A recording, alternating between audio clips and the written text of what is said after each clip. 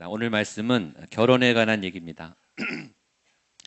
저는 본문을 보고 너무 감사했어요. 개인적으로. 왜냐하면 제가 일부러 본문을 쪼갠 게 아닌데 일부 1년 본문을 교회력별로 한 게 아니고 그냥 한 주 한 주 정해요. 한 주 한 주 그때 말씀을 정하는데 다음 주부터 이제 5월 가정의 달이죠. 가정에 대한 말씀을 따로 하지 않아도 그냥 제가 창세기를 2월 달부터 지금 보고 있는데 자연스럽게 지금 결혼에 관한 가정에 대한 말씀을 하나님이 주셨어요. 제가 고난주간과 또 부활주일 때는 이삭, 번제물로 이삭을 드리는 그 본문을 통해서 부활하신 예수님, 고난받는 예수님을 똑같이 저희가 묵상해서 이게 이 공조가 같이 되고 있는 것 같아서 제가 너무 기쁘고 개인적으로는 저에게 하나님이 위로해 주신다는 생각이 들었습니다. 네가 지금 제대로 가고 있다. 목양교회가 지금 말씀을 따라 잘 가고 있다. 그런 격려를 저는 받은 것 같아서 오늘 본문 자체의 그 주제가 저는 굉장히 기뻤습니다. 우리 청년들에게 제일 관심 있는 주제가 결혼이죠. 결혼과 가정. 오늘부터 시작되는 이 이삭의 결혼을 통해서 여러분 앞으로 결혼하고 또 이성을 만나는 그 좋은 하나님의 지침서가 됐으면 좋겠고, 소망하기는 이 기간 중에 좋은 우리 상대를 좀 만나는 복이 넘치기를 축복합니다. 우리 옆에 분에게 만남의 복이 있을지어다. 예, 너무 중요합니다. 너무 중요해요. 항상 방향이 중요해요. 아까 말했지만 제가 아는 한 목영교회는 지금 하나님의 방향으로 잘 가고 있어요. 맞습니까? 예, 저는 그렇게 믿어요. 근데 그러나 목양교회가 가는 거하고 여러분이 가고 있는 건 별개의 문제예요. 그렇죠? 교회가 가고 있는 방향과 여러분을 이끄시는 그 하나님의 방향이 또 있죠. 그래서 여러분이 지금 어디에 있는가, 내가 어떤 포지션인가, 뭘 하고 있는가만큼 중요한 것이 방향성이에요.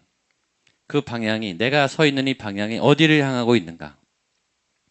아침에도 비유를 했지만 반에서 5등 하는 친구, 같은 5등이지만 전에 시험에 20등을 하고 바로 전 시험에 10등을 하고 이번 시험에 5등을 했어요. 그 친구의 5등은 행복한 5등이죠. 점점 나아지고 성장을 위해 가는 5등이에요. 그런데 이런 분도 있겠죠. 1등을 했고 전에 그 다음에 3등을 했어요. 그 다음에 지금 5등을 했어요. 이 5등은 심각한 5등이에요. 별로 기분이 좋을 수 없는 5등이에요. 방향이 내리막길을 가고 있어요. 그래서 방향이 중요한 거예요. 지금 여기에 있는 것도 중요하고 잘하고 있는 것도 중요한데 이 잘하는 방향이 어디를 향해 흘러가고 있는가. 제가 전에 신앙생활할 때는 제가 앞서 나갔어요. 하나님 따라오세요. 제가 할 테니까 하나님 밀어주세요. 제가 할 테니까 하나님 도와주세요. 하나님이 제 등 뒤에 있었어요. 제가 하나님 앞서 있었다고요. 방향이. 제 앞에 아무도 없었어요. 저는 그냥 사명으로 막 가고 응답이 없으면 협박하고 금식하고 새벽 기도하고 작전 기도하고 결사적으로 하나님이 해달라고.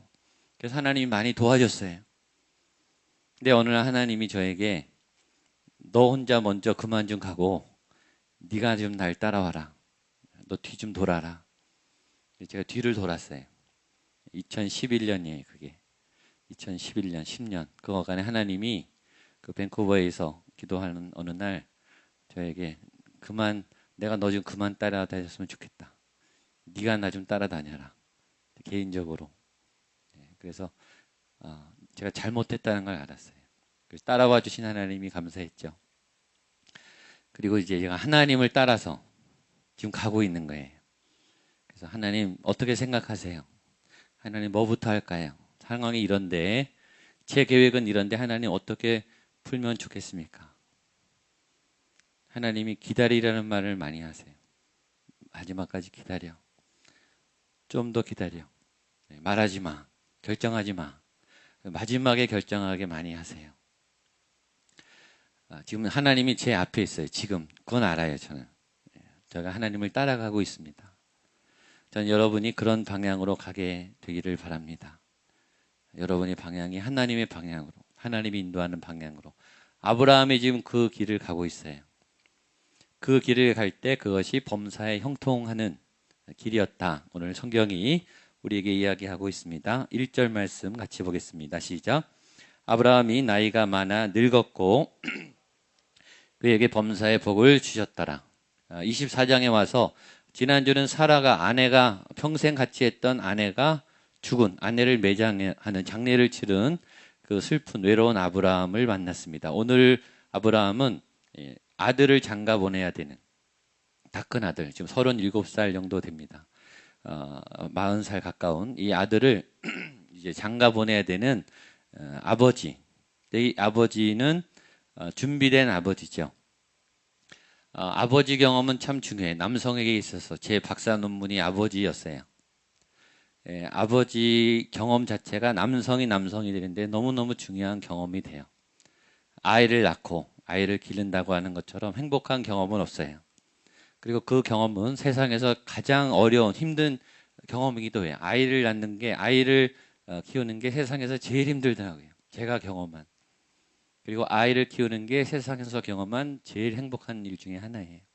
비교할 수 없는. 그 아들을 잘 키워서 이제 한 가정을 이루는 가정, 결혼을 시키는 그 일을 한다. 그건 참 기쁜 일이죠.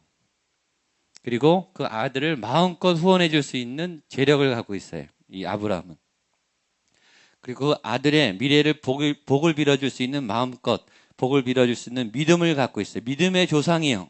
그렇죠? 믿음의 큰 복을 가진 믿음의 절정, 믿음의 거인이에요. 얼마나 큰 믿음을 나눠줄 수 있겠습니까? 또 하나 아브라함이 갖고 있는 아주 중요한 자산은 약속이에요. 하나님의 약속. 그의 손에 하나님의 약속이 있었어요. 이 약속은 아브라함뿐만 아니라 이삭의 자녀, 이 손자, 계속 대대로 일어나는 예수님 가문까지 이어지는 하나님의 거대한 약속이라고 하는 그 유산, 영적 자산이 어마어마한, 이걸 이제 물려줘야 되는, 그렇죠? 잘 물려줄 수 있는, 내가 좋아하는 사람에게 마음껏 밀어줄 수 있는 준비된 아버지. 이 아버지는 참 중요합니다. 우리 남자들이 그런 아버지 역할, 우리 여성들이 그런 어머니 역할을 잘했으면 좋겠습니다. 근데 그 일을 해야 하는데 지금 아브라함에게 두 가지 어려운 일이 있습니다. 하나는 아내가 없어요. 결혼은 그래도 여성들이 더 잘 준비하지 않습니까? 꼼꼼하게. 이 아들에게 어머니가 있어야 잘 챙겨주죠. 이 남성들은 큰 걸 결정하고 이 디테일하게 작은 것들, 세밀한 것들, 이 관계적인 부분은 이 어머니들이 사실은 잘 해야 되지 않습니까? 근데 그 중요한 지금 아내가 없어요. 또 하나 성경은 나이 많아 늙었다 이렇게 돼 있죠. 아브라함이 나이가 많아 늙었다. 거의 지금 130살. 너무너무 고령이에요. 나이가 든다는 것 우리 청년들은 아직은 잘 저도 아직 모르죠. 중년을 이제 넘어서기 때문에 70, 80, 90 이렇게 노년이 된다는 건 상상할 수가 없어요. 근데 이제 나이가 든다라고 하는 것은 이제 몸이 약해지기 시작한다라는 거예요. 우리 젊은 부부들은 조금 감이 오시는 분들이 있겠죠. 몸이 이제 약해지기 시작해. 체력이 떨어지고. 우리 청년들도 어떤 청년은 하루하루가 다르다 이런 청년들도 가끔 있어요. 체력이 이게 예전 같지 않고 다치고 아프면 회복이 빨리 안 되고 약해지기 시작하죠. 이 노화가 의학적으로는 23살부터 노화가 시작된다고 저는 들었어요. 이미 다 저희가 이제 시작된 거죠, 노화가. 그 다음에 약해질 뿐만 아니라 아프다고 하더라고요. 아프다고. 아침에도 제가 얘기했지만 제가 이제 신방을 갔는데 구역 예배 갔는데 이렇게 가족들이 모여서 저녁에 까지 밥 먹고 예배를 드리는데 이제 소개를 하는데 굉장히 잘생긴 노인 부부가 있었어요.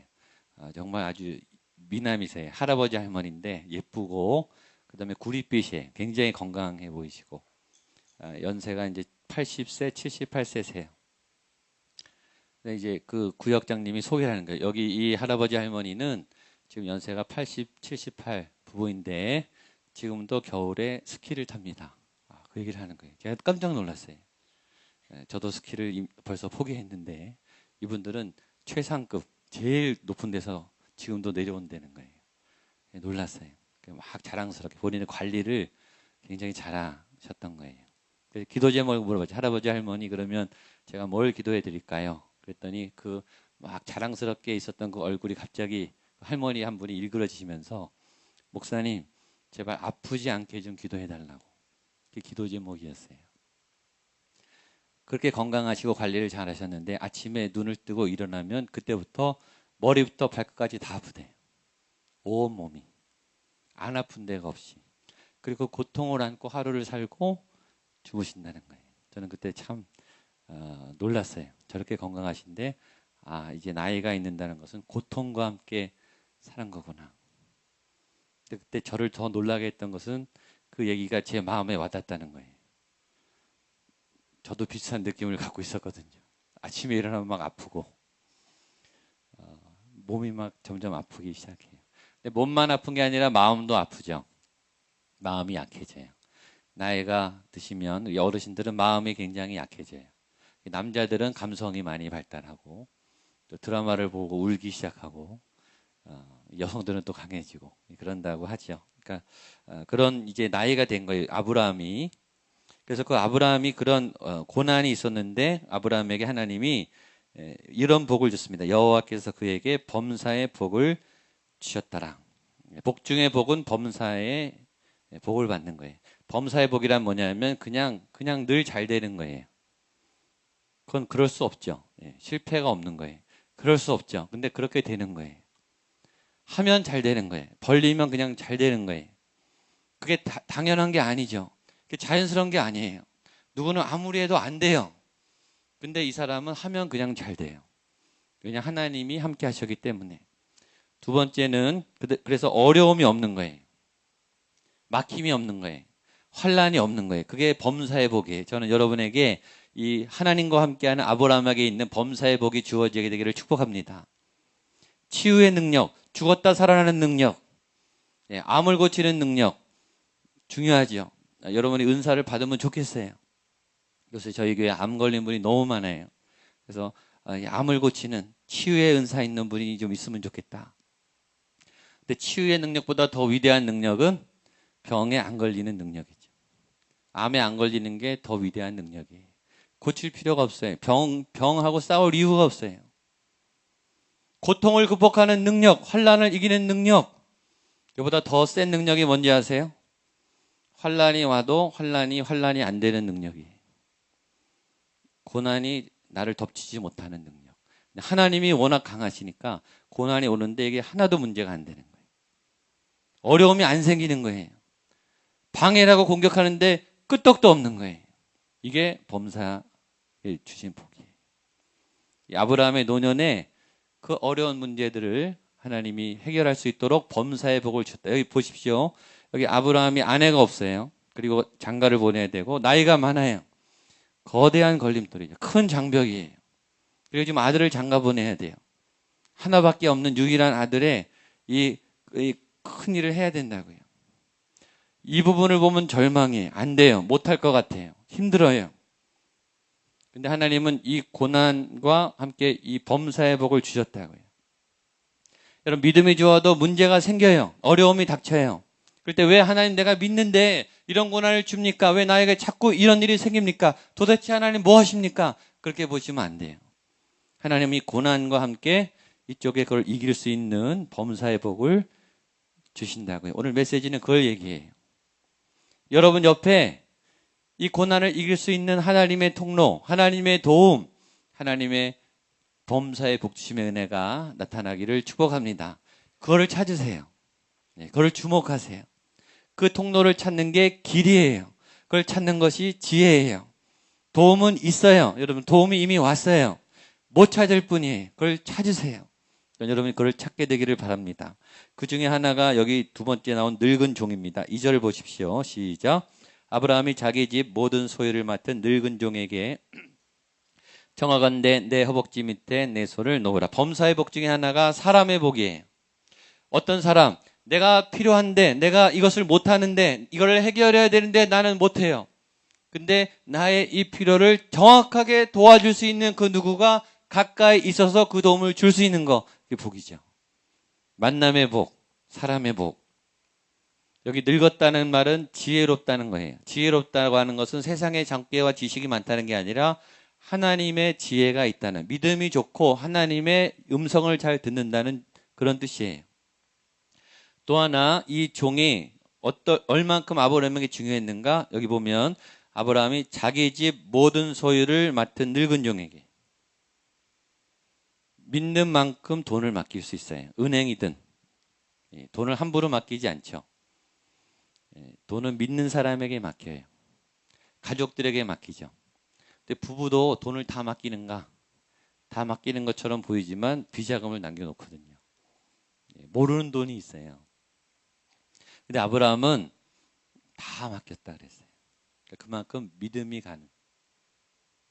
이 사람한테는 다 말해도, 다 맡겨도 나를 배신하지 않는, 빼먹지 않는, 등쳐먹지 않는, 그렇죠? 나를 속이지 않는 믿을 만한 사람이었고 지혜로웠다. 이런 사람이 옆에 있었다. 이런 친구, 이런 멘토, 이런 커플, 이런 친구, 여러분 앞에 생기기를 축복합니다. 그리고 그에게 이제 결혼의 원리, 오늘의 핵심 메시지입니다. 얘기합니다. 3절 4절 시작.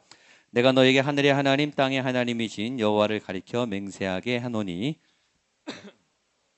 이 지방 가나안 족속의 딸 중에서 내 아들을 위하여 아내를 택하지 말고 내 고향 내 족속으로 가서 내 아들 이삭을 위하여 아내를 택하라. 여러분 오늘부터 나오는 이 결혼의 원리들을 잘 기억하세요. 그리고 원칙을 세우세요. 원칙은 중요해요. 여러분 공부의 원칙, 친구 관계의 원칙, 신앙의 원칙, 가정의 원칙, 자녀 양육의 원칙, 원칙을 세우시되 원칙을 지키실 수 있어야 돼요. 그게 원칙을 세우는 의미예요. 원칙은 잘 세우고 원칙에 예외가 많다. 그건 원칙을 세우는 의미가 없죠. 신앙의 기본 우리는 다 알아요. 제가 설교하지 않아도 죄가 뭔지 다 알죠. 우리가 죄를 짓는 이유는 원칙이 없어서가 아니고 원칙을 자꾸 깨기 때문이에요. 아는데 깬다고요. 원칙을 지킬 능력이 없어요. 이 한국 사회가 이렇게 어지러운 이유는 법이 없어서가 아니죠. 자꾸 원칙을 깨는 거예요. 특별히 법을 잘 지켜야 될 리더들이 나서서 법을 깨트리는 거예요. 자꾸 예외를 만들고. 그러면 어지러워지죠. 아브라함은 원칙을 세웠어요. 오늘 3가지 원칙이 나옵니다. 이 원칙을 따라 우리의 가정과 또 결혼이 이루어지기를 바랍니다. 첫 번째 원칙, 제일 중요한 원칙입니다. 우리 3절과 7절 말씀 보겠습니다. 시작. 내가 너희에게 하늘의 하나님 땅의 하나님이신 여호와를 가리켜 맹세하게 하노니 너는 내가 거주하는 이 지방 가나안 족속의 딸 중에서 내 아들을 위하여 아내를 택하지 말고 7절 하늘의 하나님 여호와께서 나를 내 아버지 집과 내 고향 땅에서 떠나게 하시고 내게 맹세하여 이르시기를 이 땅을 내 씨에게 주리라 하셨으니 그가 그 사자를 나보다 앞서 보내실지라 내가 거기서 내 아들을 위하여 아내를 택할지니라. 보세요. 여기 보십시오. 아브라함이 이삭과 상의를 안 해요. 이 하나님의 지혜로운 종과 상의를 하는데 무슨 얘기를 하냐면 하늘의 하나님, 땅의 하나님, 하늘의 하나님 여호와께서 나를 내 집과 내 가정을 이끌게 하셨다라는 얘기를 해요. 이게 무슨 말이냐면 결혼의 제일 원칙은 하나님의 방향을 따라가라. 하나님이 이끌어가는 사람을 따라가라 해요. 이게 제일 중요한 원칙입니다. 제가 많은 가정, 많은 커플, 저희 가정도 마찬가지예요. 신앙이 있고 사역을 잘하는데 이상하게 결혼만큼은 하나님을 안 따라가요. 자기가 하고 싶은 대로 해요. 나의 마음에 드는 사람을 고르고 싶어 해요.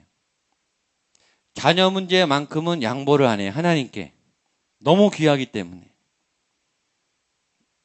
믿음은 좋은데 자녀 양육은 본인 습관대로 해요. 그런 가정을 제가 수없이 봤어요. 저희 가정도 그런 부분이 있어요. 그만큼 어려운 부분이에요. 이 부분. 그러나 원칙은 하나님의 방향을 따라가는 거예요. 여러분 하나님이 여러분이 혐오스러운 여러분이 도저히 함께할 수 없는 이상한 사람을 짝지어 주시겠습니까? 그렇지 않아요. 여러분이 사랑할 만한 여러분에게 사랑스러운 배우자를 만나게 해주시겠죠. 당연히 하나님이 여러분을 괴롭게 하실 목적이 아니시니까. 하나님은 인격을 존중하세요. 여러분의 의견을 존중하시죠. 여러분의 취향과 성격과 상황을 다 아세요. 그리고 거기에 맞는 배우자를 인도하실 거예요. 그걸 믿으세요.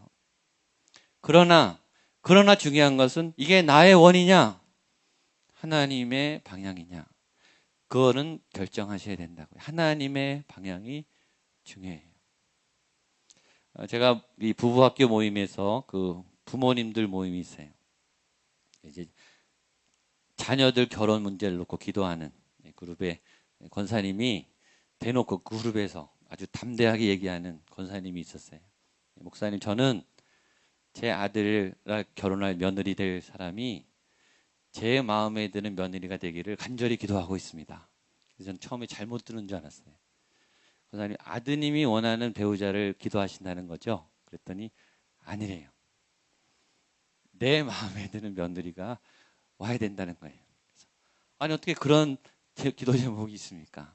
아드님 마음에 들고 아드님과 맞는 짝이 와야 되는 거 아닙니까? 그랬더니 아니래. 우리 가정의 평화를 위해서는 내 마음에 드는 며느리가 와야 된다는 거예요. 청년들 기도하세요. 이런 시어머니를 만나지 않도록. 제가 6년 전에 이 권사님을 만났는데 그 아들은 아직도 결혼을 하지 않고 있습니다. 굉장히 강하세요. 부모님의 의견도 굉장히 중요해요. 왜냐하면 세상을 많이 더 경험이 있기 때문에. 본인의 의견도 중요해요. 여러분, 그러나 하나님의 방향이 더 중요합니다. 교회 다니냐 안 다니느냐, 그건 그 다음 문제예요. 하나님 때로 교회 안 다니는 분하고도 결혼하게 하시죠. 그건 그 다음 문제예요, 여러분. 하나님의 인도하심인가? 여러분, 이상하게 기도하면서 교제를 하면 하나님이 인도하시는 분은 헤어질 듯 만나요. 연결이 돼요. 가보시면 알아요. 근데 내가 이 사람이다 싶었는데 하나님이 인도하지 않은 분은 자꾸 엉켜요. 그리고 헤어지게 돼요. 그 방향을 잘 따라가셔야 돼요. 그래서 여러분에게 먼저 있어야 될 것은 확신이에요. 하나님이 과연 내 배우자를 인도해 주실까? 아멘이에요. 아멘. 청년부들이 아멘을 안 하시네. 하나님은 여러분에게 배우자를 인도해 주십니다. 아멘. 아멘. 청년부 전도사님 다시 한번 교육을 해야 될 것 같아요. 이 확신이 있어야 돼요. 아니면 결혼할 생각이 많이 없으신 청년들이 있을지 모르겠지만 하나님이 인도하세요. 그리고 하나님의 인도를 잘 받으려면 기도하셔야 돼요. 많은 청년들이 의외로 기도를 안 해요. 왜 기도 안 하냐고 했더니 겸손해서 그건 내 결혼인데 너무 이기적인 거 아니냐. 너무 내 생각, 내 것 챙기는 거 아니냐. 하나님 앞에 헌신적인 기도를 해야 되는데 이 기도는 부끄럽다. 아니에요. 너무 중요한 기도예요. 저는 몇 년 전부터 저희 아들, 저희 딸 배우자 기도를 계속해요. 아침마다 머리에 손을 얹고. 너무 중요한 기도예요. 배우자를 만나는 기도를 하셔야 돼요. 두 번째 원칙입니다. 두 번째 원칙은 특별히 청년들에게 필요해요. 적극성입니다. 4절입니다. 같이 한번 보겠습니다. 시작. 내 고향, 내 족속에게로 가서 내 아들 이삭을 위하여 아내를 택하라. 굉장히 중요한 원리가 있어요. 지금 가나안에 여자들이 많죠. 좋은 여성들이 많을 거예요. 여러 면에서 뛰어난 여성들이 많겠죠. 근데 아브라함은 굳이 지금 몇만 킬로미터 떨어져 있는 아브라함의 고향 갈대아 우르까지 가서 찾으라는 거예요. 여기 중요한 두 단어는 가서 택하라, 가서 찾아라. 무슨 뜻이죠? 적극적으로 찾으라는 뜻이에요. 시도하라는 뜻이에요. 의외로 많은 청년들이 사랑이기 때문에 운명론에 빠져서 기다려요. 운명적인 사랑을 기다려요. 찾아오기를. 또 그런 분은 찾아와서 막 도망 다녀요. 막 피해요. 그게 아니라 여러분이 찾아다니셔야 돼요. 저는 자주 얘기해요. 수능 준비 그 열정, 취업 준비 열정 10분의 1만 노력해라. 좋은 배우자 만날 수 있어요. 그 노력의 10분의 1만 하세요. 여러분, 수능 좋은 대학을 가는 것과 좋은 직장을 얻는 것보다 좋은 가정을 이루는 게 훨씬 중요해요. 아무리 좋은 대학을 가고 좋은 직장을 가도 가정 망가지면 다 망가져요. 근데 노력을 안 해요. 사랑이 저절로 되는 줄 알아요. 그래서 결혼 준비하라 그러면은 맛집 찾고 이벤트 찾고 멋있는 데 찾고 좋은 집 찾고 이벤트 구상하고. 그것도 중요해요. 데이트에는 로맨스가 굉장히 중요하고 그래서 잘 선물하고 표현하는 건 너무 중요해요. 그러나 결혼은 그것보다 훨씬 더 중요하죠. 결혼 준비하라 그러면 청년들이 결혼 예배학교 와서도 똑같아요. 결혼 준비하라 그러면은 계속 예식장 찾고 주례 누구 할 건가? 신혼여행 어디 갈 건가? 그것만 찾아요. 그건 결혼 준비가 아니에요, 여러분. 그건 결혼식 준비예요, 결혼식. 많은 하객이 오고 화려한 축가가 있고 하객이 그 결혼 예식이 아주 축복이 이뤘어요. 거기 온 많은 하객들이 여러분의 결혼을 절대 보장 안 해줘요.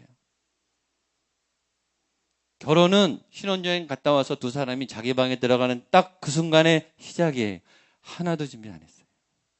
남자에 대해서도 모르고 여자에 대해서도 모르고 아내가 뭔지 남편이 뭔지 우리가 어떤 성격, 내 안에 무슨 상처가 있는지 우리가 어디서 충돌하는지 돈을 어떻게 해결해야 되는지 아이를 어떻게 해결해야 되는지 어떻게 아빠가 되고 어떻게 엄마가 되는지 아버지가 뭔지 애 낳은 아버지가 아니에요. 하나도 모르는데 공부를 하나도 안 해요. 닥치면 당황해요. 그래서 결혼하면 그렇게 혼돈이 오고 힘든 거죠. 결혼에 노력을 해야 된다. 적극적으로 찾으셔야 돼요. 자꾸 만남을 해봐야 돼요. 그래서 깨져도 보고 시련도 당해보고 배신도 당해보고 오해도 해보고 그 많은 연습을 통해 여러분 사랑이요 제일 어려워요. 사랑을 공부하려고 하지 않아요. 사랑처럼 힘든 게 없어요. 또 사랑처럼 가장 큰 고통을 주는 게 없어요. 되게 본능적으로 자연스럽게 잘 될 것처럼 착각해요. 전혀 그렇지 않아요. 아브라함은 말합니다. 가서 찾아라. 많은 청년들이 얘기해요. 왜 우리 교회에 없습니까? 없어요. 없습니다. 예. 아브라함이 말 가서 택하라. 예. 멀리 가서 안에서 있으면 좋은 거예요. 여러분 여기서 만나면 제일 좋습니다. 감사하세요. 그런 분들은. 그러나 여기 없을 가능성이 많아요. 예. 가서 찾으세요. 옆에 분에 가서 찾으십시오. 예. 여러분이 막 발로 뛰셔야 돼요. 적극적으로. 그리고 시도하고. 남성들은 100번 프로포즈할 각오를 해라. 제가 연애 특강할 때 꼭 얘기해요. 100번 대시해서 퇴짜 맞을 각오를 하고 시도해라. 여성들은 어떻게 하죠? 100번 퇴짜를 준비를 해라. 100번 이상 시도해 보셔야 돼요. 그럼 평생 반려자를 찾는데 그런 수고 없이 무슨 행복한 가정을 이루겠어요? 이 많은 사람에 대한 또 많은 이 상처에 대한 이 회복과 경험을 여러분 갖고 있어야 돼요. 여러분 꾼이 되란 말 아니에요. 오해하시면 안 됩니다. 마지막 원리는 공통의 원리입니다. 4절 같이 보겠습니다. 시작. 내 고향 내 족속에게로 가서 내 아들 이삭을 위하여 아내를 택하라. 왜 아브라함은 굳이 그 멀리 가서 찾으라고 했는가? 이유가 내 고향 내 족속에게로 가서 가나안 사람이 아니라 우리 고향 사람을 데려와라. 이게 뭐냐면 비슷한 게 많은, 특별히 중요한 부분이 비슷한 게 많은 부부일수록 이 결혼이 안정적이에요. 커플이 잘 살 수 있어요. 신데렐라의 판타지, 그 후로 행복하게 오래 살았더라, 땡이죠. 그건 동화예요. 그건 판타지예요. 신데렐라와 왕자는 이혼했을 가능성이 많아요. 현실적으로. 왜냐면 너무 신분 차이가 나고 너무 문화 수준 차이가 나고 너무 지식 차이가 나요. 물론 정말 사랑으로 극복이 가능하죠. 그러나 과정은 정말 어려웠을 거예요. 제 예상에는 이혼하지 않았으면 이제 냉담한 부부가 될 가능성이 거의 90%가 넘어요. 우리가 로맨스, 극적인, 도저히 이루어질 것 같지 않은, 나이 차이가 많은, 그리고 이 다른 나라, 이 언어가 다르고 문화가 다른 나라, 그렇죠. 그다음에 학력 수준이 다른, 경제생활 수준이 다른, 문화 수준이 다른 이런 로맨틱한 결혼일수록 위험도가 높아요. 법칙은 아니에요. 그런 분들도 잘 사는 분도 많아요. 그러나 그만큼 그분들은 극복해야 될 과제가 큰 거예요. 넘어야 될 산이 많아요. 그래서 종교의 문제는 큰 거예요. 그런 차원에서. 종교는 근본적으로 다르기 때문에 이질적이 돼요. 부부가. 그래서 비교적 같은 종교면 좋다고 얘기하는 거죠. 우리 결혼 전문가들이 그래서 이런 항목을 정리한 게 있습니다. 보여주시죠. 무려 47가지가 돼요. 그래서 저한테 상담을 오면 이거를 알려줍니다. 커플을 놓고. 그래서 다 똑같을 수는 없겠죠.